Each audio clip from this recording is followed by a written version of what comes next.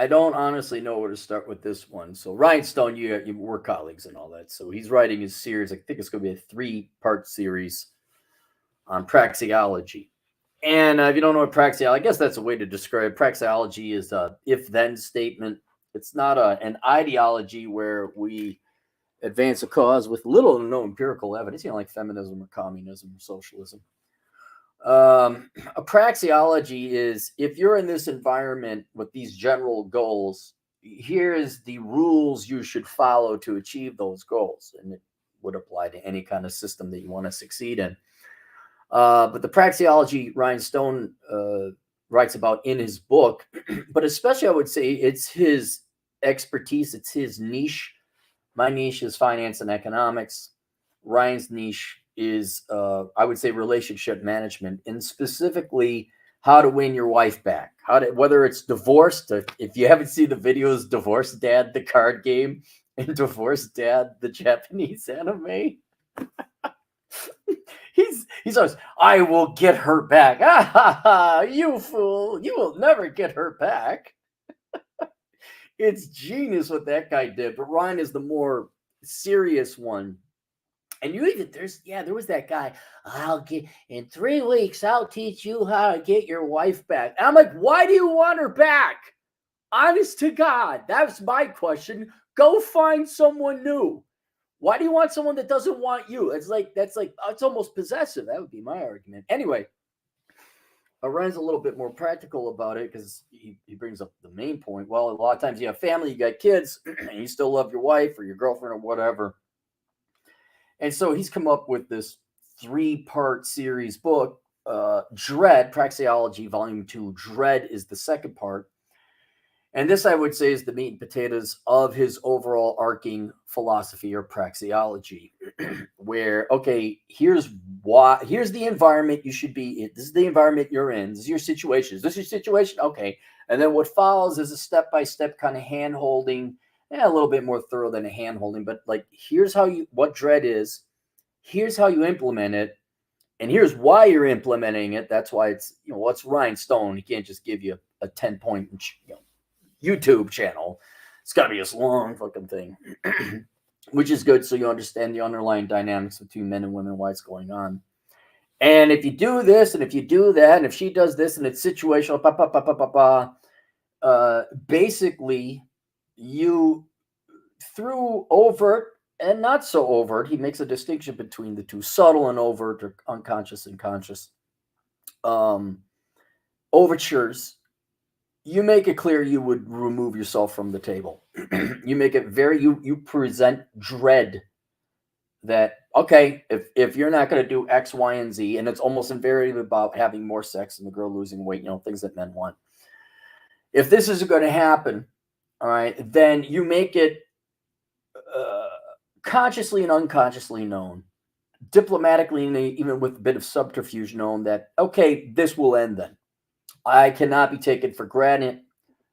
This will be, I'm here conditionally, and if my conditions are not met, now there's a lot more nuance, and there's a lot more about delivery and implementation that he goes into. I'm just giving you a very, very AWAC top satellite view of what's going on, and he talks about the implementation of it.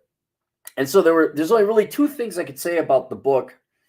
One, if you're one of these people, which by the way, I disagree with, I will win her back. If you're married, I could see it. Like, I got to get her back because we have children. All right, you're kind of pigeonholed into that. So that would be the best use of this. But if you're divorced, I say to just give it up. But anyway, regardless, somehow you want to win her back. You want to get her back. This is about the only way I could see it happening. The only way. It's not going to be couples therapy. It's not going to be counseling. It isn't going to the pastor. It's not going to the priest. I think we all know that doesn't work. It is this. It is dread. You have to make yourself a better man. You have to lose weight. You got to go to the gym. You got to do all this. It's work. It's work. And what I do like about it, but we've all known this, is it completely dismisses whatever's coming out of the woman's mouth. It's like, no. This is a you thing. She it literally does not matter what she says. It matters what she does, but it does not matter what she says. So this whole therapy and talking and anything biblically based or Christian, no, no, no, no, no, no. Stoically, what can you do to give your family, if you're married, one last shot of you essentially being happy in a marriage that has gone stale? Or if you're foolish enough to win her back, you have to see that the divorced dad's card game in Japanese anime. It's great. I should really have linked to it. So that's the one thing. So it is the best product on the market. That's why I title this "How to Win Your Wife Back," aka Dread by Rian Stone, because it's not no joke, not the slightest bit of hyperbole. If there's a product or a philosophy or whatever that can help you do it, this is it. So go do it. Best of luck to you. It's the best shot. I still say, dump that bitch. Dump that bitch. If anyone knows who that is, it's over. Move on. But I'm married. I would be like, no, fire and brim, just burn it all. Torch the bridges. Fuck it. How much money here? Done. I'm out. You want possession? Well, then you don't get the money. I'll negotiate. Use your kids as pawns because they ain't coming out of this unscathed anyway. So that's what I would say. But if you wanted to do it more surgically without devastation and dropping a nuclear bomb to kill one target, I just like it. I used to be from there. Yeah, it's Sodom and Gomorrah. It's over now. Don't look that way. You turn into a pillar of salt. So that's the one thing. The other thing, though, and I hate Ryan for this, but he's right, and this is why it's like an unfortunate reality. The title of the thumbnail. The unfortunate reality, and maybe he's right. The relationships are work like this. This is typically how it goes, and to varying degrees and extents. But nearly all women, I would say, well, men can be accused of this too. We are human beings, so we are subjected to our nature and our genetics and our instincts. We're not as clear and calculating and logical Vulcans like Mr. Spock. Men more so. That's why we produce more and we kick more ass, frankly. We're not like, well, where do you want it? I don't know. Well, what do you like? You go over there, you hold down that position, you guys get some rest, and you guys cover the flanks. That's it. Well, I don't know. What do you want to cover? I don't know. Maybe we should talk to the Nazis. Whether you think they like roll over and, just talk them out of this whole killing everybody thing? But the nature of women, human nature of females, it's a job. You look at it like, yeah, you're right. It's work. And man, another bit of cappy advice that isn't in this book. God Almighty, find a woman that just makes your life better. You're not arguing. There's no crying. There's no nothing. Every once in a while, if you're lucky, you're going to find a girl who just makes your life easier. There's no arguing. She's just happy to be with you. The ride or die. Guys, that's that. I mean, read this book. Even if you're not in the market to win a girl back, like, nah, I got my girl. Read this book and look at what a fucking nightmare it is to deal with the average woman, to deal with the average marriage, to have to deal with this bullshit where you have to manage someone. I don't want to manage someone. I don't want to negotiate. And I did it. I did it with most of the relationships because that's what most of the people are. Like, you got to incentivize, you got to play these games, all this fucking bullshit. You got to make them anxious so that they appreciate. You got to be on it. It's like, can I just tell her I like her and she likes me? And it's that simple. Can we just do that? Nope. That's not. And he goes through why that's not possible for the vast majority. And ladies, if you want to get a guy, if you could just turn that part of you off and just be an empirical, logical person, say what you mean what you say, and be honest, things would go so much better.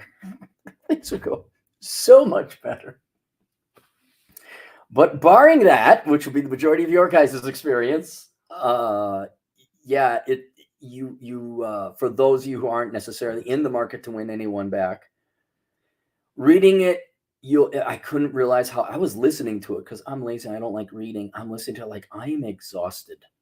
I'm like, God Almighty, am I exhausted? And it's all these rules. It's all this shit. It's all this mind game crap. I'm like, God damn.